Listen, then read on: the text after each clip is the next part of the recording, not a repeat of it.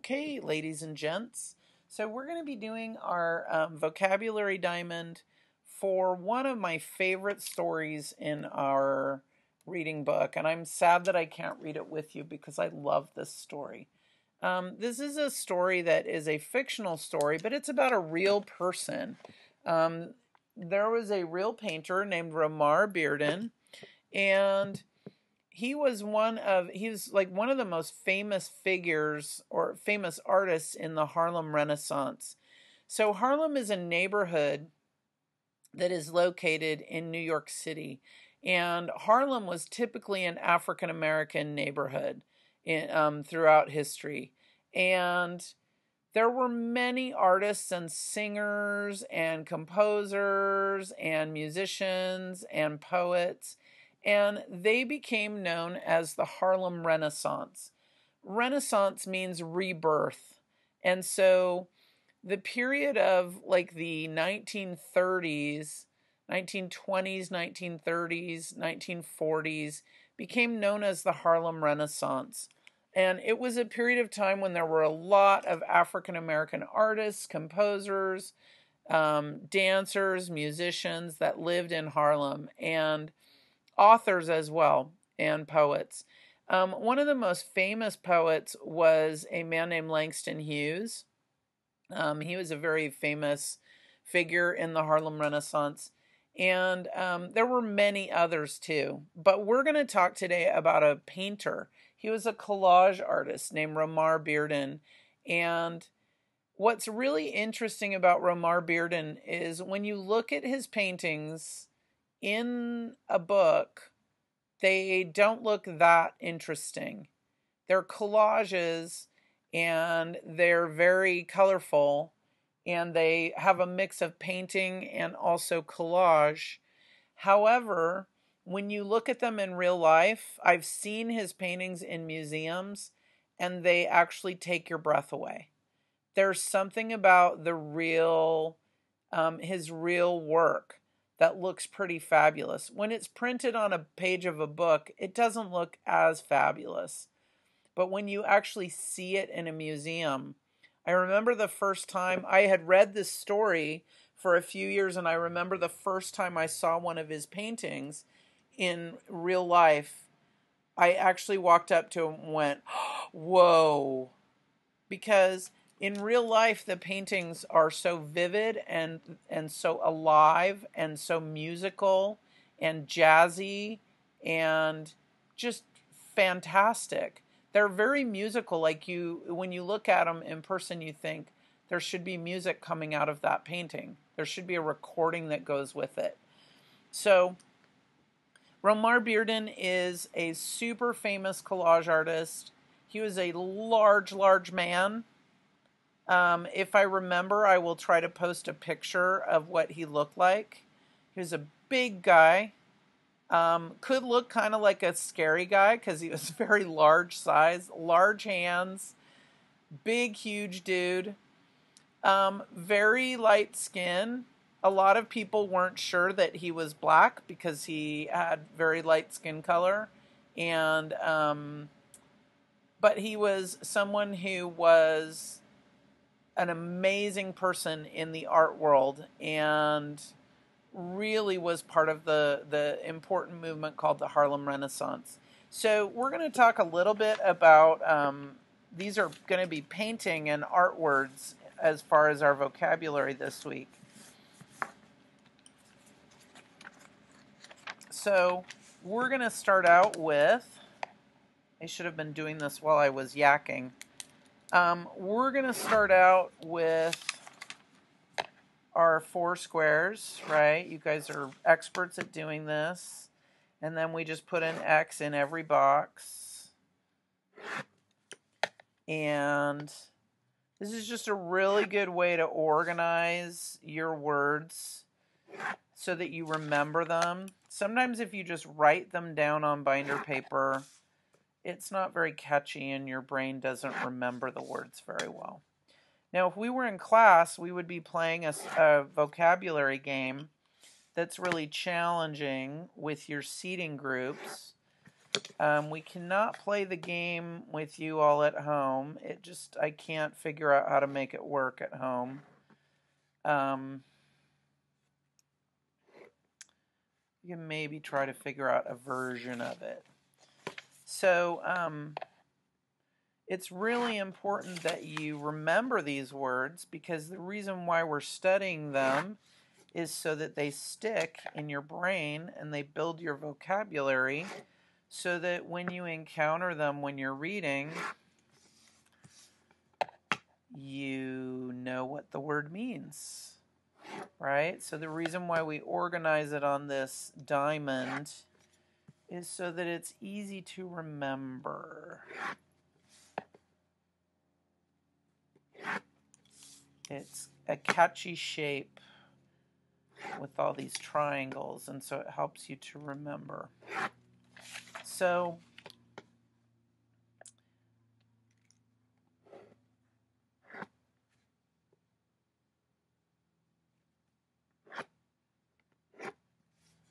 one of the things about Romare Bearden's work too is that it very much feels like he lives in New York. When you look at his work, his paintings are crowded with people.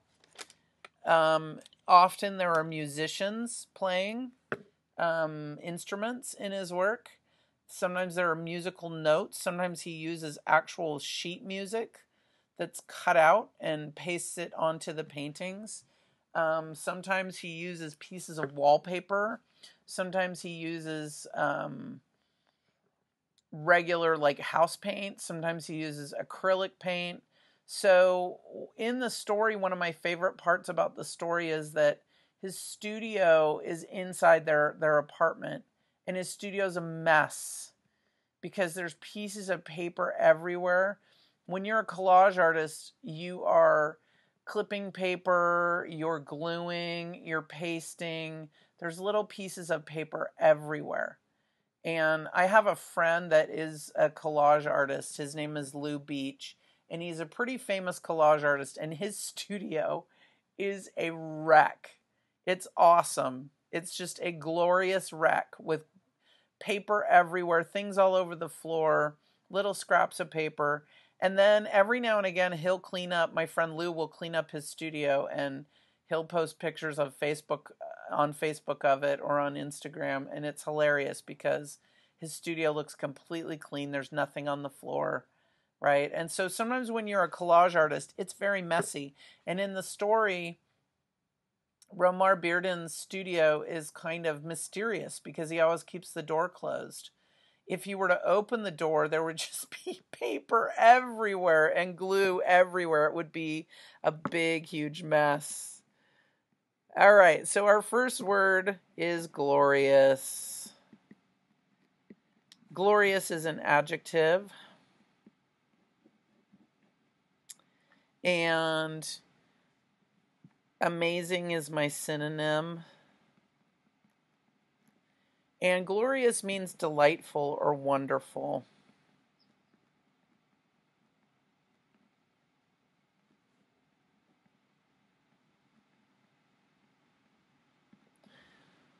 So if something's glorious, it's pretty amazing.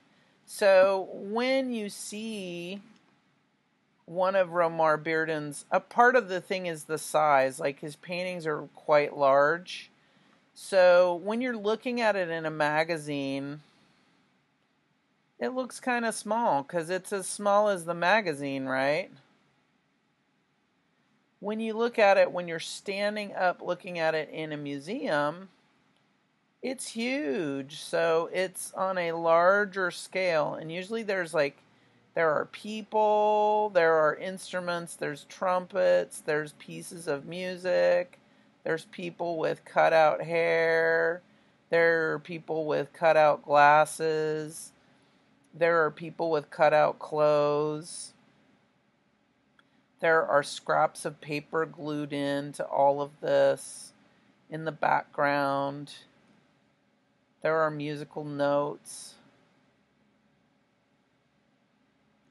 Right? So when you look at it up close, you can see all of the texture and you see all of the glued pieces of paper, and it actually, you want to touch it when you see them in a museum. You're not allowed to, but you want to. When you see it in a magazine, you don't see any of that texture, and also they're really small. But when you see it in a museum and it's large, it's as big as the painting's as big as you, it makes it a little bit more visually interesting. All right, studio is our next word. We know from last week that a studio is a noun, and it is a place where an artist works.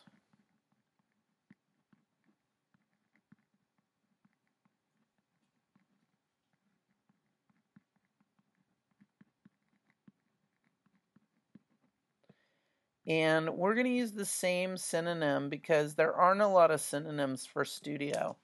And atelier is a good one. There are not that many.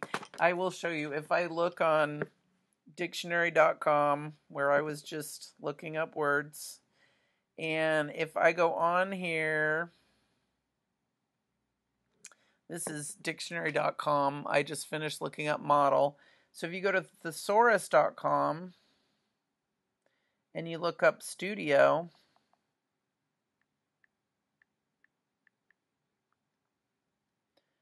there aren't a lot. Salon is a good one, but sometimes we think of a salon as a place where people do hair, right? So salon, gallery, workroom, atelier, and a workroom is a good word too, but it's not necessarily an art room, right? Like somebody could have a workroom if they are doing doing the laundry. You might have a workroom where you fold the clothes, right, next to your washing machine. Gallery is a little bit different. It's not the same thing as studio. A gallery is where your work gets shown and sold. So is a salon. A salon is where artists go and talk to each other. So atelier, I think, is our best choice. All right, and a studio usually is kind of messy. So if you were to really see Romar Bearden's workroom, I'm guessing it would look a lot like my friend Lou's, and it would be really messy. Usually a studio has a really good work table or desk, and then usually there's good lighting, right? Like you have a lamp or you have lighting. And usually you have a window because you want to be able to see really well what you're working on. And then usually you have all your supplies or materials, like you'd have all your pens. Romar Bearden would probably have paste, glue, scissors for cutting, knives for cutting. Like when I cut clay out, I use a knife. There's a really interesting lady that cuts clay with scissors. Remind me, and sometime I'll show you a video of her. She's really fun she rolls the clay out really thin and then she cuts it with scissors. Really sharp scissors. So Romar Bearden's studio is probably going to have like little pieces of paper all over the floor because he's cutting things out, right? And so there's going to be like little pieces of newspaper. And then he's also probably going to have files where he stores all of the newspaper and all of the painted pieces of paper and all of the pictures that he's using and all the magazines that he's using. Okay, our next word is concerned. So in our story, the main character is concerned about his birthday. He's concerned, adjective, that his birthday will not be celebrated adequately. Interested is our synonym. He should have to have a pandemic birthday, and then he would know how hard that is. So it means interested or affected.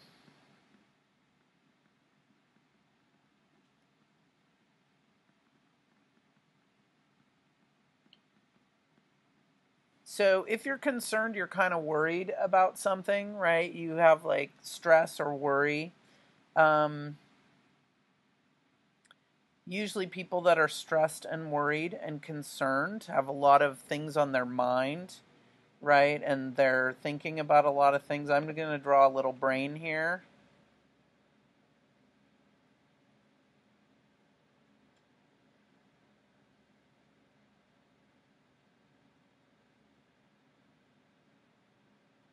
This doesn't look as much like a brain.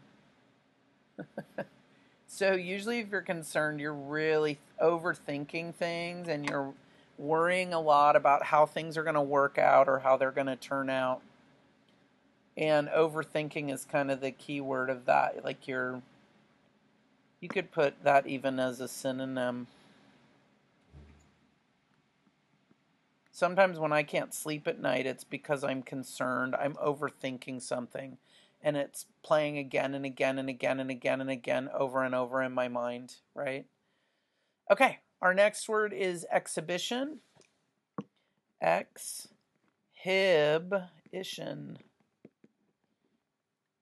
So an exhibition, anything that ends in tion is always a noun. And an exhibition is a public display of art.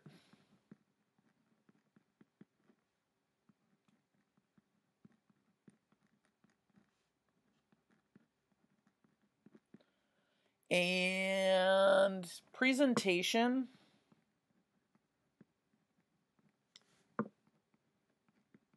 is a good synonym. Sorry, I run into the A there. I am in an exhibition every year. I don't know if they're having it this year.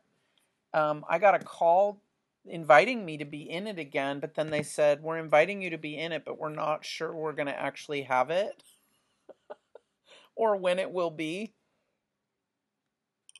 So usually it's in January, and I'm in it every year. And it's an exhibition that happens at the gallery that's over on Sutton Street, the Pajaro Valley Arts Council Gallery. And I usually sell quite a bit of work when I'm in that particular exhibition. So usually I make a whole bunch of work, and a lot of other artists make a whole bunch of work, and then they have a big exhibit every January, a big exhibition. And it usually has about, I don't know, 30 or 40 artists that have work in the exhibition. And it has really cheap artwork. Prices are really low, so it's fun to buy artwork at that exhibition. So hopefully we'll have it this year. So an exhibition usually takes place at a gallery or at a museum, and museums usually look kind of famous or kind of fancy. Galleries kind of look fancy too. The Pajaro Valley Arts Council Gallery has some little bushes on either side. The Pajaro Valley Arts Council Gallery is in a house on Sutton Street. And you may have even been to it on a field trip. They like having field trips there. So my class went on a field trip one year, and it was kind of funny because I had work in a show there when we went on the field trip. And I didn't tell the kids. And then a couple of kids noticed. They're like, hey, did you make this? This looks like something you'd make. And then they saw my name and they went, hey, you made this. You're in the show. All right. We're going to flip over to the other side. Our next word is feast. Feast is a noun. And a feast is any rich or abundant meal.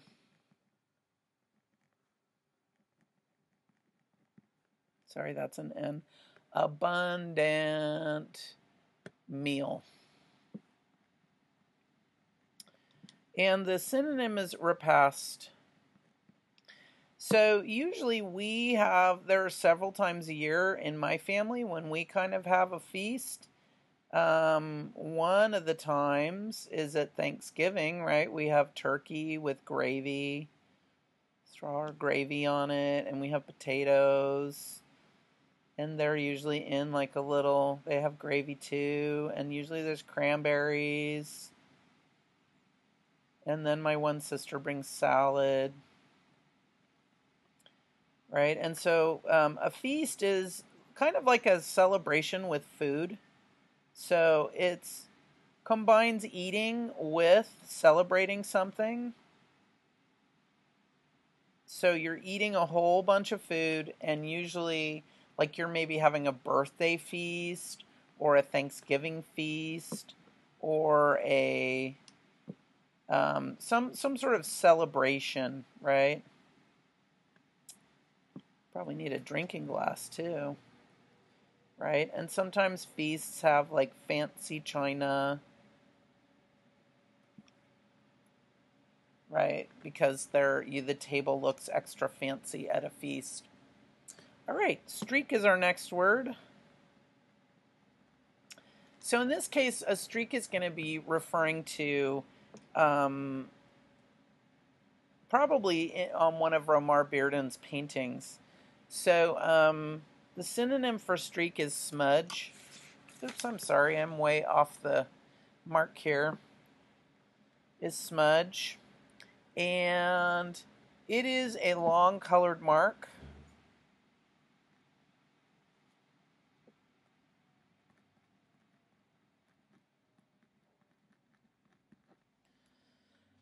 So if you do a collage work, sometimes what looks really nice is when you add paint to that. And so you might take like a big, huge paintbrush. You know how they make big paintbrushes like you paint your house with? And they have lots of bristles.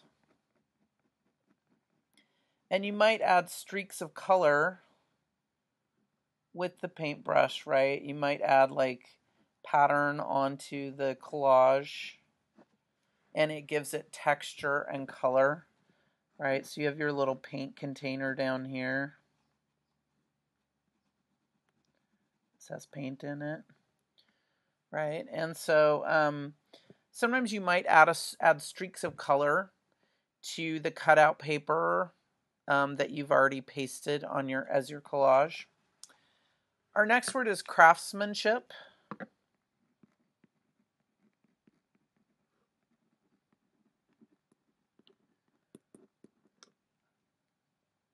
And that is a noun. And it means the skilled work of an artisan.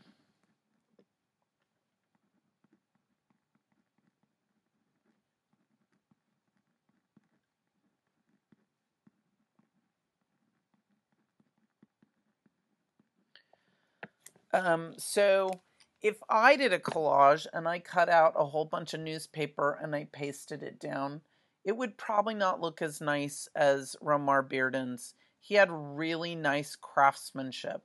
There was not loose paper flying off. All the paper was secured neatly to the board that he was painting on. It was framed nicely, and any color that he added wasn't streaky. It was always nice and solid.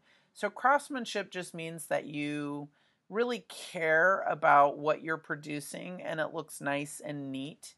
So an example would be on my ceramic hamburger that I made. My lettuce has a nice smooth edge to it so that it looks very clean and neat. I don't have rough edges. My cheese has a nice smooth edge. I smoothed it with my fingers.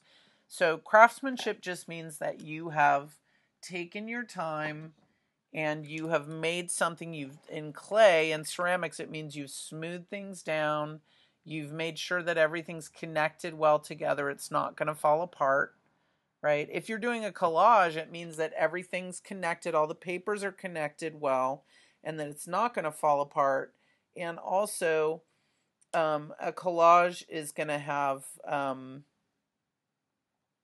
you're going to make sure that everything is really finished off nicely and that there's not rough edges of paper that are showing, or sloppy paint marks on it.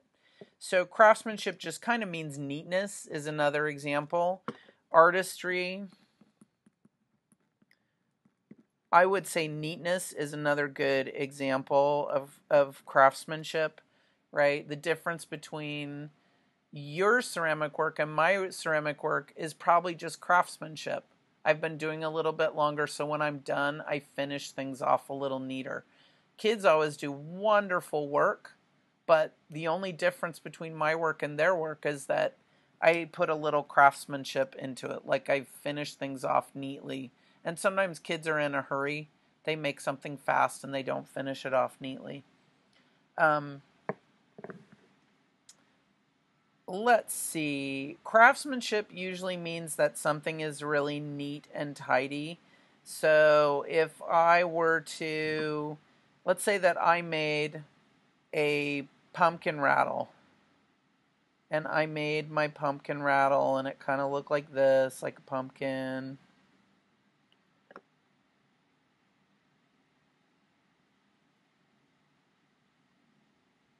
And it had a leaf on the edge. My pumpkin rattle wouldn't have things that fell off of it, right? I don't, when I make stuff out of clay, I don't ever want to have to glue anything together with glue. I want to build it well enough that I don't have to use glue. And I'm going to tell you, on my hamburger, I use glue. This hamburger is made in all different pieces, right? And you can see the glue. It's gross. There's like a big glob. Can you see that big glob in there that I'm pointing to? That's a blob of glue. And so this doesn't have very good craftsmanship with, as far as that goes. Like, all the pieces are nice, but then they fell apart, and so I had to glue them. That's why it's in the classroom and why I didn't sell it. Because nobody wants to buy a hamburger that has glue, special sauce made out of glue. Right? Like, all the component pieces are nicely finished, but then it just kind of I didn't attach it very well, and so it came apart, and so I glued it. I use it as an example because my class, sometimes we make hamburgers, right? And it's a pretty good example of a hamburger. But the craftsmanship is not my best work as far as gluing it together. Our last word is model. Model is a noun. It is an example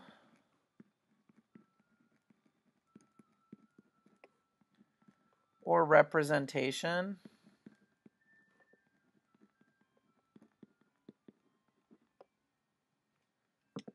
and sometimes a model can be a sample, right?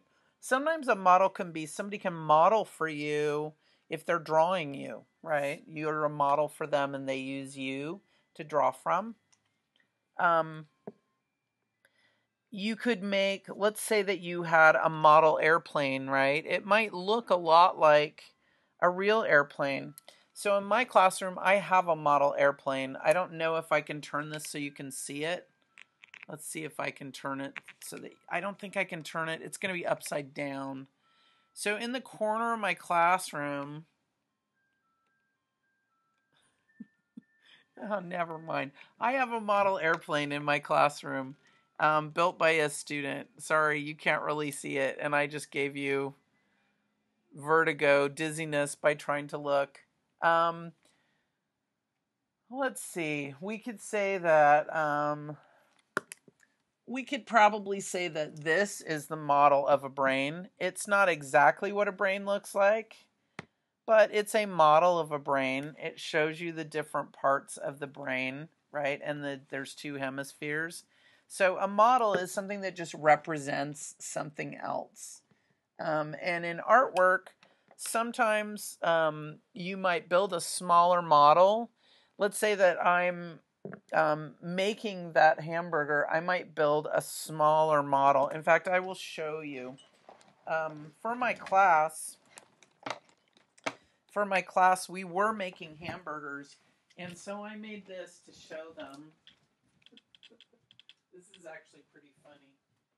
So I made this to show them what the hamburger was going to look like. And I just made it really quick.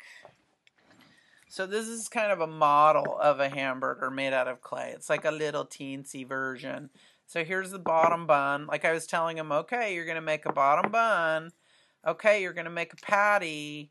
Okay, you're going to have a tomato, right? And you could carve the tomato and make it look fancy. I didn't. And then you're going to have a top bun, right?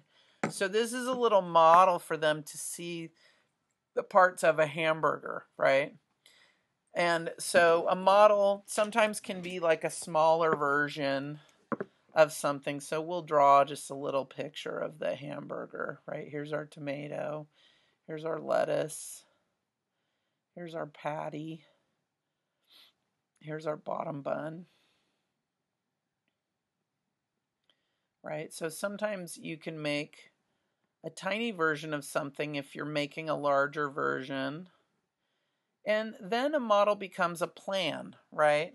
Like, this is my plan. I'm going to make a bigger one. It's going to look like this, only better. I haven't used as much clay. I haven't wasted as much clay. And I just fired this. I don't know why I fired it. But, and so it's kind of fun that it's fired and it's hard now, right? Because this is what happens to clay when you fire it. You guys haven't been seen your work that's been fired, but when your pumpkin rattles get fired, you'll see that it hardens your work. Okay?